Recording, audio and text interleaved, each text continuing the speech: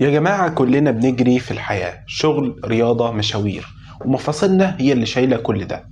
بس معظمنا مش بياخد باله غير لما الألم يجي. ففي الفيديو النهاردة هنتكلم عن أهم خطوات عملية وواضحة لو عملتها يوميا هتحافظ على مفاصلك وتقلل الألم، ولو عندك مشاكل أصلا هتبدأ تتحسن.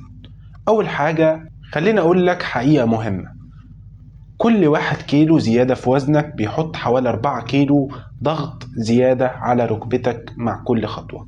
يعني لو زايد 5 كيلو كأنك شايل 20 كيلو زيادة طول اليوم.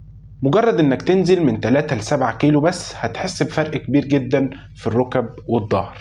المفصل نفسه مش بيشيل كل الحمل، اللي بيشيل الحمل الحقيقي هي العضلات اللي حوالين المفصل. عشان كده اي مفصل يوجعك غالبا عضلاته ضعيفة. عضلات الفخذ الأمامية أو الكوادريسبس من أهم العضلات اللي لازم تقويها عشان الركبة. تمرين بسيط زي إنك ترفع رجلك بشكل مستقيم وإنت قاعد أو نايم لمدة 10 ثواني في 10 مرات.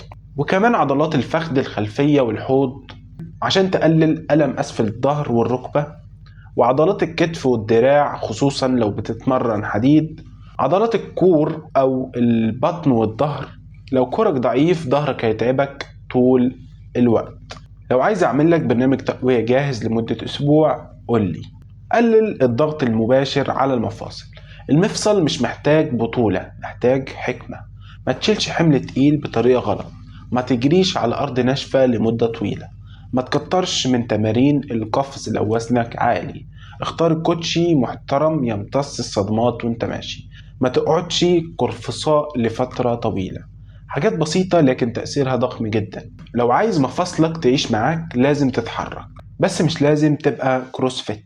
المفصل بيحب الحركة الخفيفة المتكررة، مشي 20 ل 30 دقيقة أو سباحة أو عجل أو يوجا خفيفة.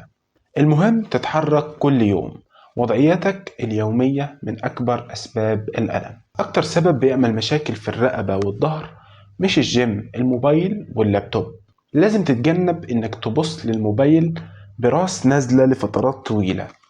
الانحناء المفاجئ لرفع حاجة من الأرض، وكمان القعدة لساعات على نفس الكرسي. اعمل العكس، ارفع الموبايل لنفس مستوى عينك.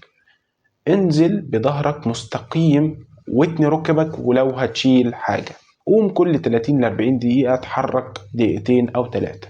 الغضاريف محتاجة تغذية.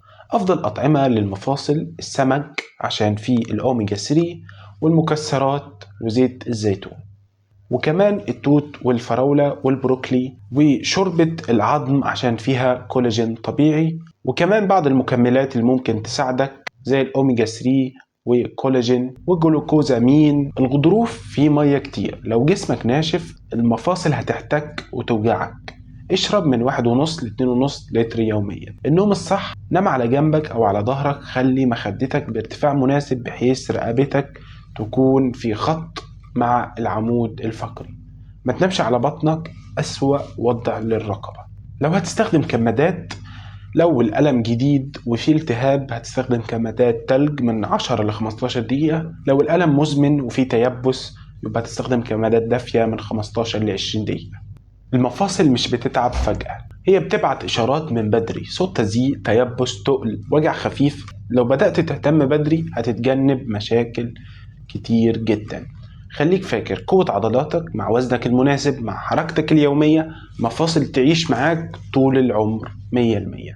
شكرا والسلام عليكم ورحمة الله وبركاته. وما تنسوناش من صالح دعائكم، وكمان ما تنسوش تعملوا لايك وشير وسبسكرايب عشان الفيديو يوصل لكل الناس وكل الناس تستفيد. وما تنسوش ان الدال على الخير كفاعل.